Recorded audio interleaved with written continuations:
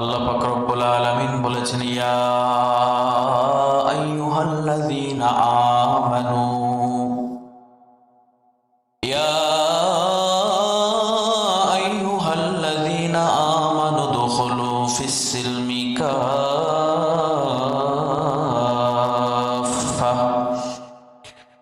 ওয়া লা তাত্তাবিউ খুতুওয়াতিশ শাইতান ইন্নাহু লাকুম আদুউম মুবিন। আল্লাহ পাক রব্বুল আলামিন এই আয়াতে কারিমার ভিতরে বলেছেন, ইয়া আইয়ুহাল্লাযীনা আমানু, হে ঈমানদারগণ, হে মুমিনগণ, উদখুলু ফিস-সিলমি কাফা, তোমরা ইসলামের ভিতরে পরিপূর্ণভাবে প্রবেশ করো, অর্থাৎ ঢোকো। ইয়া আইয়ুহাল্লাযীনা আমানু, ইয়া আইয়ুহাল্লাযীনা আমানু দুখুলু ফিস-সিলমি কাফা। আল্লাহ তাআলা বলতেছেন, ওহে তোমরা যারা ঈমান এনেছো, উদখুলু ফিস-সিলমি কাফা, তোমরা পরিপূর্ণভাবে ইসলামের ভিতরে প্রবেশ করো। আল্লাহ পাক রব্বুল আলামিন বলতেছে, ওয়ালা তাত্তাবিউ খুতুওয়াতিশ শাইতান, তোমরা প্রবেশ করো এবং তোমরা শয়তানের আনুগত্য করো না, শয়তানের সাথে বন্ধুত্ব করো না, শয়তানের সাথে দোস্তি করো না। ইন্নাহু লাকুম আদুউম মুবিন, কারণ হলো আল্লাহ তাআলা বলেন, নিশ্চয়ই শয়তান হলো তোমাদের প্রকাশ্য শত্রু। ঠিক কিনা বলেন? এই জন্য শয়তানের সাথে কি আমরা বন্ধুত্ব করব নাকি শত্রু মনে করব? শয়তানকে কখনো বন্ধু মনে করা যাবে না। এই বেপরিবারের মুসলমান, আল্লাহ পাক রব্বুল আলামিন আমাদেরকে বলেছেন, ওহে যারা ঈমান এনেছো, তোমরা ইসলামের ভিতরে পরিপূর্ণভাবে দাখিল হয়ে যাও, ইসলামের ভিতরে পরিপূর্ণভাবে তোমরা প্রবেশ করো। কেন প্রবেশ করবা জানো? কারণ হলো শয়তানের আনুগত্য করা যাবে না। ওয়ালা তাত্তাবিউ খুতুওয়াতিশ শাইতান, শয়তানের আনুগত্য করা যাবে না, শয়তানের দাসত্ব করা যাবে না, কারণ শয়তান হলো তোমাদের প্রকাশ্য শত্রু।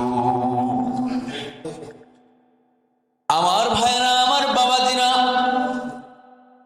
আল্লাহর রাসূল সাল্লাল্লাহু আলাইহি ওয়াসাল্লাম হাদিস শরীফের ভিতরে বর্ণনা করেছেন, আল মারউ মা মান আহাব্বা, দুনিয়ার মানুষেরা শোনো, দুনিয়াতে তোমরা যার সাথে মহব্বত করবা, যার সাথে যার মহব্বত হবে, তার সাথে তার কিয়ামত হবে। এটা কার কথা? তুমি যদি একজন মুসলমানের সাথে বন্ধুত্ব করো, তোমার মুসলমানের সাথে কিয়ামত হবে।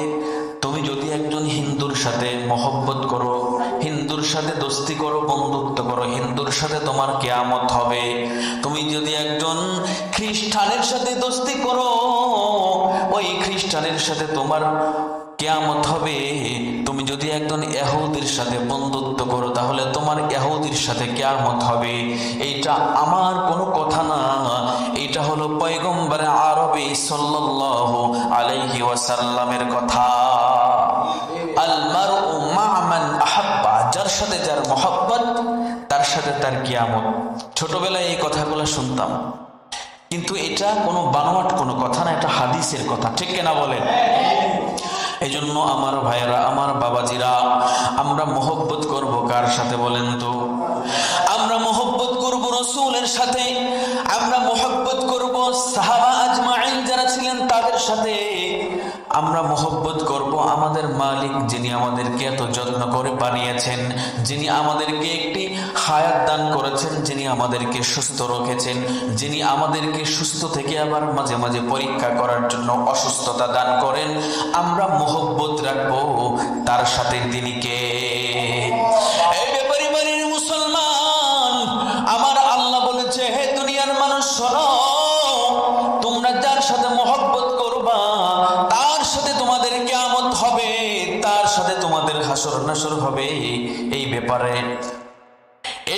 হাকিমুল উম্মত মুজাদ্দিদুল মিল্লাত শাহ আশরাফ আলী থানভী রাহমাতুল্লাহি আলাইহি তার একটি রচিত কিতাবের মধ্যে একটি ঘটনা উল্লেখ করেছেন, যার সাথে যার মহব্বত তার সাথে তার কিয়ামত। দুনিয়ার সাধারণ কোন মানুষ এই ঘটনা উল্লেখ করে নাই, দুনিয়ার সাধারণ কোন মৌলবী এই ঘটনা উল্লেখ করে নাই। আশরাফ আলী থানভী রাহমাতুল্লাহি আলাইহি তার একটি কিতাবের মধ্যে এই ঘটনাটি উল্লেখ করেছেন। আশরাফ আলী থানভী রাহমাতুল্লাহি আলাইহি বলেন, মক্কা নগরীতে একজন আলেমের মৃত্যু হয়েছে, একজন আলেম মৃত্যুবরণ করেছে। ওই পরিবারে যখন আলেমটা মৃত্যুবরণ করলেন, যখন কয়েকটি বছর পার হয়ে গেল, 1-2 বছর 3 বছর যখন পার হয়ে গেল, আলেমটা মারা গেছে, তখন ওই পরিবারেরই আরেকজন সন্তান মৃত্যুবরণ করেছে, একটি কন্যা সন্তান মারা গেছে। তখন ওই পরিবারের লোকেরা চিন্তা করলো, আহারে, যেহেতু আমার সন্তান একই পরিবারের ব্যক্তি মারা গেছে, এই ব্যক্তি 2-3 বছর হয়ে গেছে, এর কবরের ভিতরে হাড্ডিগুলো ছাড়া আর কিছুই নাই, কারণ তার লাশটাও নাই। তাহলে আমাদের এই কন্যা সন্তানটাকে আমরা অন্য কোথাও দাফন না করে আবার ওই সেম টু সেম জায়গা, যেই জায়গা ওই আলেমকে কবর দেওয়া হয়েছে, সমাধি করা হয়েছে, ওইখানে আমাদের মেয়েকেও ওইখানে আমরা সমাধি করব। পর্যায়ক্রমে যখন 2-3 বছর পার হয়ে গেছে, ওনাদের বাড়ির সদস্য, ওনাদের বাড়ির মেয়ে সন্তান, সে মৃত্যুবরণ করার পরে যখন তার লাশটা ওই কবরের ভিতরে রাখার জন্য যখন আবার খনন করার জন্য যায়, তারা চিন্তা করলো, আরে 2-3 বছর হয়ে গেছে, তাহলে তো ওই কবরের ভিতরে লাশ আর আসতো নাই, শুধুমাত্র কিছু হাড্ডি গুড্ডি আছে, সেগুলো আমরা একত্রিত করে একটা আলাদা করে রাখবো এবং আমাদের এই মেয়েটাকে ওই কবরের ভিতরে আমরা সমাধি করব। কবরটা যখন কবরের মাটি সরায়া যখন ওই মেয়েটাকে রাখার জন্য নিয়ে গেছে, কবরটা যখন মাটিগুলা সরাইলেন, মাটি সরানোর সঙ্গে সঙ্গে দেখে ওই কবরের ভিতরে কোনো আলেমের লাশ নাই। ওই কবরের ভিতরে মুসলিমরা যেইভাবে কাফন দাফন করে একটা মানুষকে যেরকম ভাবে সমাধি করে আসে, ওই কবরের ভিতরে তার কোনো চিহ্ন নাই। ওই কবরের ভিতরে ভিন্ন বিধর্মী যারা আছে, তারা যেইভাবে তাদের লাশগুলোকে তারা যেইভাবে দাফন করে, দেখে একটা খ্রিস্টান সিস্টেমে একটা খ্রিস্টান মেয়ে ওই কবরের ভিতরে শুয়ে আছে। অলৌকিক ঘটনা কিনা? এই ব্যাপারে বাড়ির মুসলমান আমার বাবা, এই যুবক ভাই শুনবা, তোমার দিলের কানটা লাগায় শুনবা। এমন হইতে পারে এই ঘটনা শোনার পরে তোমার দিলটা আল্লাহ পরিবর্তন করে দিবে, তোমার লাইফটা পরিবর্তন হয়ে যাবে। এই ঘটনা কিন্তু সাধারণ কোনো ঘটনা না, এই ঘটনা কিন্তু দুনিয়ার কোনো বানোয়াট কোনো ঘটনা না। আল্লাহর একজন ওলি তার কিতাবের ভিতরে, প্রসিদ্ধ কিতাবের ভিতরে এই ঘটনাটা উল্লেখ করেছেন। দুনিয়ার মানুষদেরকে এই ঘটনা দ্বারা বুঝাইলেন, এই দুনিয়ার মানুষ সাবধান, তোমরা দুনিয়াতে যার সাথে তোমরা বন্ধুত্ব করবা তার সাথে তোমার হাসর নাসর হবে। আমরা তো দৌড় দিয়ে যাই বন্ধুত্ব করি একজন হিন্দুর সাথে, বলি আমার বন্ধু। একজন হিন্দু কখনো মুসলমানের বন্ধু হতে পারে না, বলেন ঠিক কিনা? একজন হিন্দু কখনো মুসলমানের বন্ধু হতে পারে না, একজন খ্রিস্টান কখনো মুসলমানের বন্ধু হতে পারে না। বন্ধু তো হবে মুসলমানের সাথে মুসলমানের, বলেন ঠিক কিনা? কিন্তু মুসলমানের সাথে বন্ধুত্ব নাই। যত বন্ধুত্ব, যত খাতির বাজারে দেখি একজন খ্রিস্টানের সাথে একজন অমুসলিম, যারা সব সময় আমাদের সাথে আমাদের ইসলামকে ক্ষতি করার জন্য চেষ্টা করে, বলেন ঠিক কিনা? যারা সব সময় আমার রসুলকে নিয়ে তাদের অ্যালার্জি, আমার কোরআনকে নিয়ে তাদের অ্যালার্জি, আমার ধর্মকে নিয়ে যাদের অ্যালার্জি, আমার রসুলকে নিয়ে যারা সবসময় কটাক্ষ করে, তাদের সাথে আমরা দৌড়ে গিয়া বন্ধুত্ব করি না। বাজান না, একজন হিন্দুর সাথে কখনো একজন মুসলিমের বন্ধুত্ব হতে পারে না। আল্লাহর এই বান্দিকে রাখার জন্য কবরের ভিতরে নিয়ে যাবে,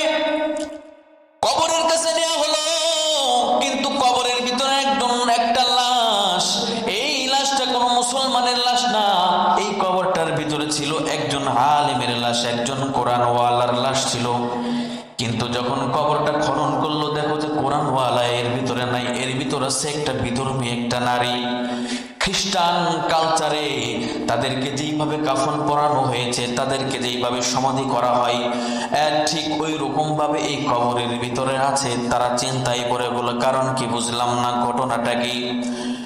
মক্কা নগরে যারা হজ করতে গিয়েছে সমস্ত হাজিরা দেখে অবাক হয়ে গেছে। পর্যায়ক্রমে মক্কার যত উলামায়ে কেরাম আছে তাদেরকে খবর দেওয়া হয়েছে, তারা এসে দেখেও অবাক হয়েছে। কারণ কি বুঝলাম না, কারণ এই লোকটা তো একজন আলেম, কিন্তু কবরের ভিতরে লাশ নাই। আলেম উলামায়ে কেরাম পরামর্শ করতেছে কারণটা কি। এলাকার মানুষের কাছে খোঁজ নিয়েছে এই লোকটা কেমন ছিল। এলাকার সমস্ত মানুষ বলতেছে ইনার মতো হুজুর হয় না, ইনি একজন ভালো আলেম ছিল, এবং শুধু আলেমই ছিলেন না, উনি একজন তাহাজ্জুদ গোজারি ছিল এবং আখলাকওয়ালা আমলওয়ালা একজন লোক ছিল। তার মুআমালাত ভালো ছিল, তার মুআশারাত ভালো ছিল, তার লেনদেন মানুষের সাথে চলাফেরা সমস্ত কিছু ভালো ছিল, তার আখলাক ভালো ছিল, তার সব কিছু ভালো ছিল। উলামায়ে কেরাম তাহলে বলল, বুঝলাম না, তার সব কিছু ভালো ছিল, তাহলে তার লাশটা কেন কবরের ভিতরে নাই? তার লাশের জায়গা কেন বিধর্মী একটা মেয়ের লাশ কোত্থেকে আসলো? মানুষ পেরেশানিতে পড়ে গেছে। ইউরোপিয়ান একজন হাজী সাহেব ইউরোপ থেকে হজ করার জন্য মক্কায় গেছেন। সমস্ত হাজিরা এই ঘটনা দেখার জন্য যখন ওই কবরটার কাছে গেছে, কবরটার কাছে যখন এই সংবাদ ওই ব্যক্তি শুনলেন, ইউরোপ থেকে যেই ব্যক্তি হজ করার জন্য মক্কা মদিনায় গিয়েছে, ওই ব্যক্তি যখন এই খবর শুনলো একজন আলেমের কবরের মধ্যে খ্রিস্টান একটা মেয়ের লাশ, এ কথা বলার সঙ্গে সঙ্গে ওই ব্যক্তি একটা দৌড় দিয়ে কবরের কাছে চলে আসছে। আসার পরে চেহারার দিকে তাকায়, দেখে তার পরিচিত একটা মেয়ে, ওই মেয়েটাকে সে চেনে। তখন মক্কা নগরীর মানুষদেরকে বলল, শোনো, এই মেয়ে সাধারণ কোনো মেয়ে না, এই মেয়ে হলো সম্ভ্রান্ত একটা পরিবারের একটা মেয়ে, এর বাবা হলো খ্রিস্টান, ও হলো খ্রিস্টানের মেয়ে।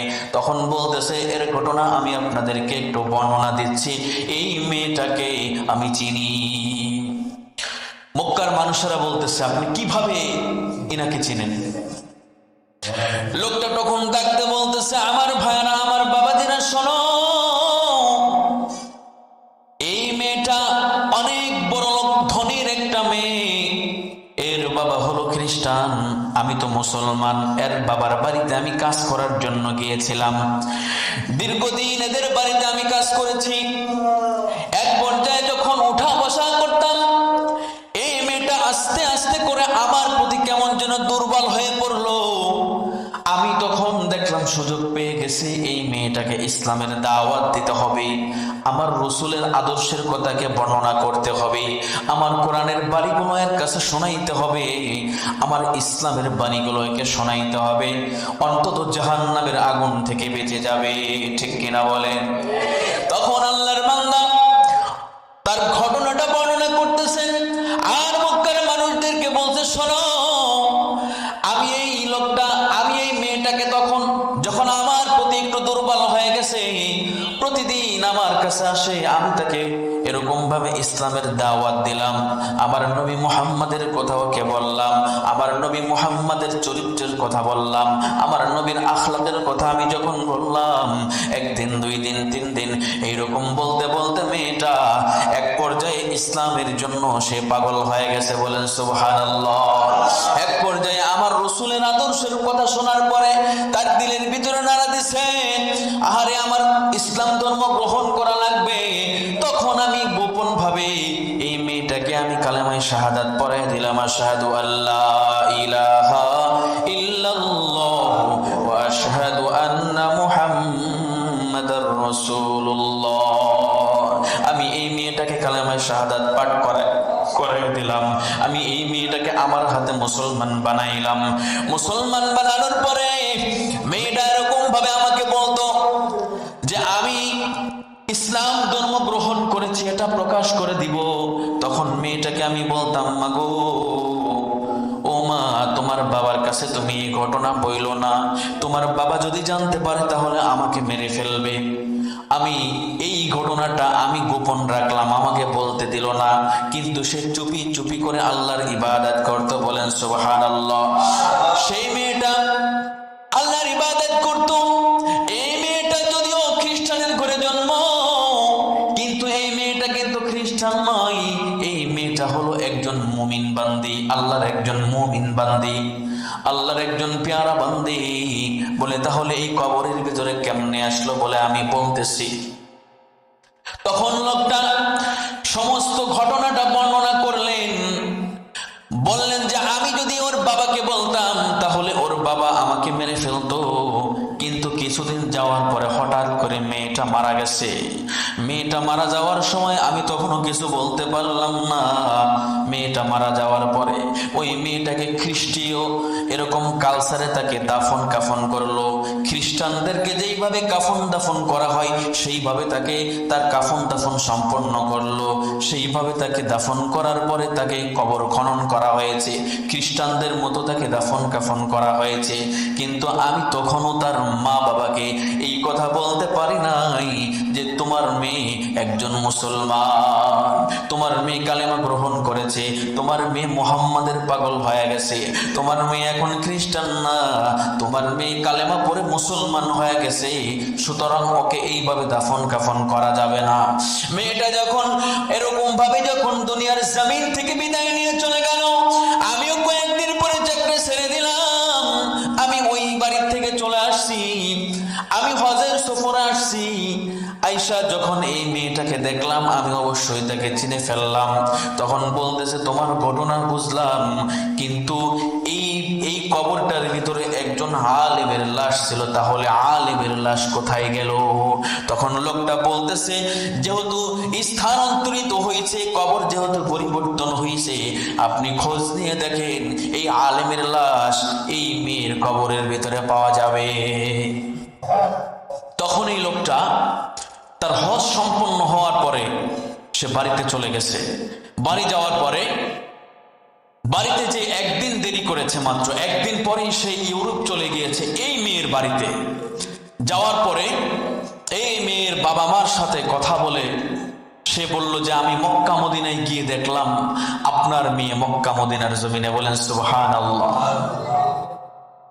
বলে কি বলেন, এটা কিভাবে সম্ভব? না, এটা কোনোভাবেই সম্ভব না। বলে তাহলে কবর খনন করে দেখেন। বলে আমার মেয়ে এই দেশে মৃত্যুবরণ করেছে, এই দেশে তাকে মাটি দেওয়া হয়েছে, কিন্তু সে মক্কা মদিনায় কিভাবে গেল? এটা কিভাবে সম্ভব? বলতেছে এইভাবে গিয়েছে কারণ আপনার মেয়ে আমার হাতে কালেমা গ্রহণ করেছে, আমার হাতে মুসলমান হয়েছে। তা বলতেছে তাহলে পরীক্ষা করা হোক। ঠিক আছে, তাহলে তার কবর খনন করেন। যখন তার বাবা কবর খনন করলেন, কবর খনন করার সঙ্গে সঙ্গে দেখে ওই কবরের ভিতরে মক্কা নগরের যে আলেমটা মারা গেছিল সেই ব্যক্তির লাশ। আশ্চর্য ব্যাপার কিনা বলেন? আশ্চর্য ব্যাপার না? ইউরোপ হলো একটা নাপাক মাটি, একটা নাপাক জায়গা, ইহুদি নাসারাদের দেশ। আর মক্কা মদিনা হলো একটা পাক মাটির দেশ। একটা নাপাক জায়গার মানুষ পবিত্র জায়গা, আর একটা পবিত্র জায়গার মানুষ নাপাক জায়গা। এটা কিভাবে সম্ভব? আশ্চর্য ঘটনা কিনা বলেন? তখন লোকটাকে জিজ্ঞাসা করলো এটা কিভাবে সম্ভব হয়ে গেল? বলে এটা সম্ভব হয়েছে কেন জানেন? আল্লাহর রাসূল তার হাদিসে পাকের ভিতরে বলে দিয়েছেন আল মাউ মা মান আহাব্বা, যার সাথে যার মহব্বত হবে তার সাথে তার কিয়ামত হবে। কারণ এই মেয়েটা যখন আমার রাসূলকে ভালোবাসছে, এই মেয়েটা যখন আমার আল্লাহর প্রেমিক হইছে, যখন আমার আল্লাহর পাগল হয়ে গেছে, তখন আমার আল্লাহ ভালোবাসা ওই নাপাক জায়গা থেকে উঠাইয়া আমার আল্লাহ পাক জায়গায় এনে দিয়েছে। সুবহানাল্লাহ। এই জন্য ভালোবাসা করতে হবে কার সাথে বলেন? এখন আপনাদের প্রশ্ন হতে পারে হুজুর তাহলে এই আলেমের লাশটা কেন ওই খ্রিস্টান মেয়ের কবরের ভিতরে গেল? কারণটা কি? মক্কার উলামায়ে কেরাম কোনো কিছুই খুঁজে পাইতেছে না, কিভাবে এটা সম্ভব? এলাকার মানুষের কাছে শুনে সবাই বলে একজন বুজুর্গ ব্যক্তি ছিল, তার মায়ের কাছে শুনে সেও বলে বাবা আমি দেখেছি আমার সন্তানটা বড় ভালো। কিন্তু একটা জায়গা দেখবেন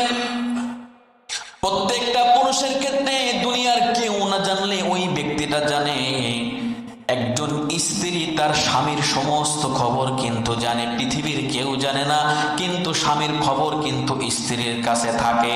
ঠিক কিনা বলেন? আপনি কত বড় আল্লাহওয়ালা, আপনি কত বড় আল্লাহর ওলি, এটা আপনার স্ত্রী জানে, দুনিয়ার কেউ না জানলেও। এই জন্য উলামায়ে কেরাম পর্যায়ক্রমে তার স্ত্রীর কাছে সংবাদ নেওয়ার জন্য যখন স্ত্রীর কাছে গেলেন, স্ত্রীকে যখন বললেন, ও আমাদের বোন, আপনার স্বামী তো একজন আলেম ছিল, এলাকার সবাই তাকে ভালো বলছে, একজন বুজুর্গ ব্যক্তি ছিল, তাহাজ্জুদ গুজারি ছিল, তাহলে আপনার স্বামীর লাশটা কেন এইরকম হয়ে গেল বুঝলাম না ব্যাপারটা।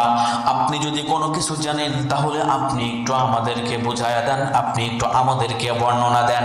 তখন তার স্ত্রী বলল, ও ভাইয়েরা শোনেন, আসলে আমার স্বামী একজন ভালো লোক ছিল, আমার স্বামী একজন আল্লাহওয়ালা ছিল, আমার স্বামী একজন হাফেজে কোরআন, আমার স্বামী একজন আলেম, আমার স্বামী প্রতিদিন তাহাজ্জুদের নামাজ আদায় করত, আমার স্বামী তাহাজ্জুদ গুজারি ছিল।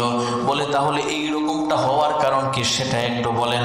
বলে আমরা স্বামী স্ত্রী যখন গভীর রজনীতে যখন সহবাস করতাম, আমরা যখন দুইজনে মিলন করতাম, যখন শীতের রজনীতে আসতো, শীতকালে শীতের ভিতরে যখন সহবাস করতাম, যখন দুইজনে মিলন করতাম, ভালোবাসা করতাম, এই ভালোবাসার করার পরে যে গোসলটা আছে ফরজ গোসল, যখন আমরা দুইজন গোসল করতাম, তখন আমার স্বামী বলতো, আল্লাহ যদি এইটা না করতো তাহলে ভালোই হতো।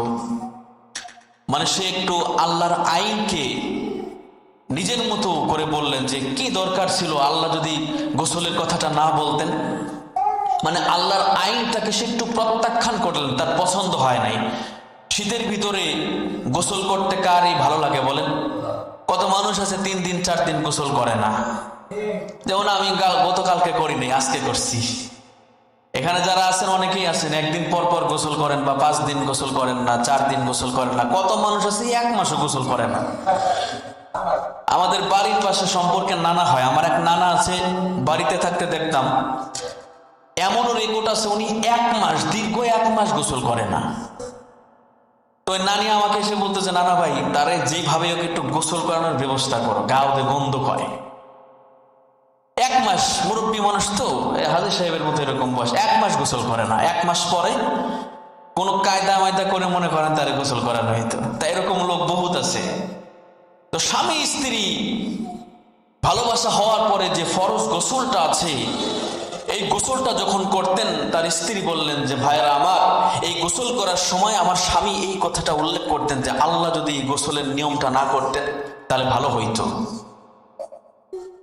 তো আপনাদেরকে আমি এখান থেকে স্পষ্ট ভাষায় বুঝাই দিচ্ছি যে আল্লাহর আইনের সামনে আমাদের কোনো আইন চলবে না। বলেন ঠিক কিনা? ও আমার ভাইয়েরা, ভালো করে বুঝবেন, আল্লাহর এই গোলাম হয়তো আল্লাহর পছন্দের একজন বান্দা ছিল, কিন্তু যখনই সে এই কথাটাকে সে প্রাধান্য দেয় নাই, সে অপছন্দ করেছে যে আল্লাহ যদি ফরজ গোসলটা না করা লাগতো তাহলে মনে হয় ভালো হইতো, এই কথা বলার সঙ্গে সঙ্গে আমার আল্লাহ ওই বান্দাটার প্রতি নারাজ হয়ে গেছে। কারণ আল্লাহর হুকুমের সামনে বান্দার কোনো হুকুম চলবে না। ঠিক কিনা বলেন? আল্লাহ এত সুন্দর করে কত সিস্টেম করে দিয়েছে। বলেন তো, স্বামী স্ত্রীর মিলামেশা করার পরে যেই গোসলটা করা হয়, এই গোসলটা কেন করা হয়? কারণ এই গোসলটার মাধ্যমে পুনরায় আবার আপনি পবিত্রতা অর্জন করতে পারবে। আল্লাহ ভালো একটা পদ্ধতি দিছে না? ওনার পছন্দ হয় নাই, উনি আবার এগুলা নিয়ে আলোচনা করত। এই জন্য ভাইয়েরা আমার, আল্লাহ পাক রব্বুল আলামিনের পছন্দের বান্দা একটা কথাও অস্বীকার করার কারণে, একটা কথাও অমান্য করার কারণে আমার আল্লাহ এই পবিত্র মক্কা নগরীর থেকে তার লাশটা নিয়ে ইউরোপে একটা ইহুদি খ্রিস্টানদের কালচার, যেখানে শুধু নাফরমানি করা হয়, সওয়াবের কোনো কাজ করা হয় না, ওই খ্রিস্টান মেয়ের কবরের ভিতরে ঢোকায় দিছে। কারণ আমার আল্লাহ ওই বান্দাটাকে পছন্দ করে না। আর খ্রিস্টান যে মেয়েটা, ইউরোপের খ্রিস্টান মেয়েটা, ওই মেয়েটা একজন নাপাক মেয়ে ছিল। ওই মেয়েটা কিন্তু বিধর্মী ছিল। যখন সে কালেমা গ্রহণ করেছে, যখন সে আমার নবী মুহাম্মাদের পাগল হইছে, যখন সে আল্লাহর ইবাদতে মশগুল হইছে, আল্লাহর সাথে সাথে যখন তার প্রেম হইছে, আমার আল্লাহ তাকে ভালোবাসা, আমার আল্লাহ তাকে মহব্বত কইরা আমার আল্লাহ নাপাক জমিন থেকে পাক জমিনে এনে দিয়েছে। সুবহানাল্লাহ। এই জন্য আমরা ভালোবাসবো কার সাথে? আমরা ভালোবাসি দুনিয়ার যুবক ভাইদের কালচার হলো, দুনিয়ার অনেক যুবক ভাইরা আছে, বর্তমানের যুবক যারা, এদেরকে দেখা যায় এরা পীড়িত করে একজন হিন্দুর সাথে, এরা বন্ধুত্ব করে নেইমারের সাথে, এরা বন্ধুত্ব করে রোনাল্ডোর সাথে, এরা বিধর্মী যারা কালচার আছে তাদের সাথে বন্ধুত্ব করে।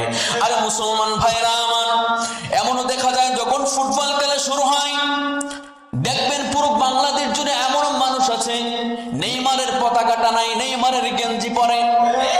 আরে তুমি যে নেইমারকে ভালোবাসছো, এই ভালোবাসাই তোমাকে জাহান্নামে নিয়ে যাবে। এই গেঞ্জি তোমার নামে মামলা দায়ের করবে তোমাকে। তুমি নেইমারের মতো চুল কাটো, এই চুলে তোমাকে জাহান্নামে নিয়ে যাবে। এই নেইমার তোমাকে জাহান্নামে নিবে। আরে ভালোবাসা নেইমারের পতাকা টানাইলা, আর্জেন্টিনার পতাকা টানাইলা, ব্রাজিলের পতাকা টানাইলা, কই নবীর ভালোবাসাই তো কোনোদিন তুমি কালেমার পতাকাটা তোমার ছাদের উপরে উড়াইতে পারলা না। আল মারউ মা মান আহাব্বা।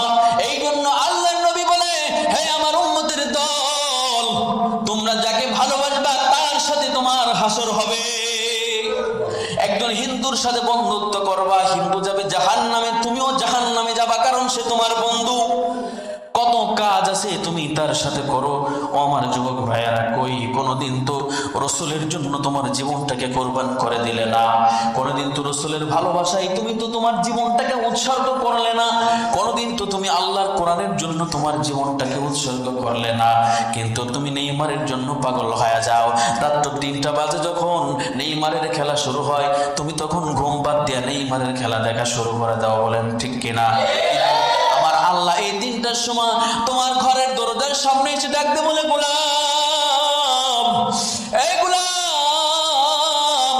তুই গুনাহ করছো, আমি আল্লাহ তোমার দরজার সামনে আসছি, তুমি আমি আল্লাহর কাছে মাফ চাও, আমি আল্লাহ তোমার জীবনের গুনাহগুলো মাফ করে দিব। গোলাম রে, তুমি কোনোদিন তো চাইলা না। তোমার সমস্যা, তোমার যত সমস্যা আছে তুমি আল্লাহর কাছে চাও, সব সমস্যা আমার আল্লাহ করে দিবে। কিন্তু না, আমরা মহব্বত করি দুনিয়াবাসীদের সাথে, দুনিয়াওয়ালাদের সাথে।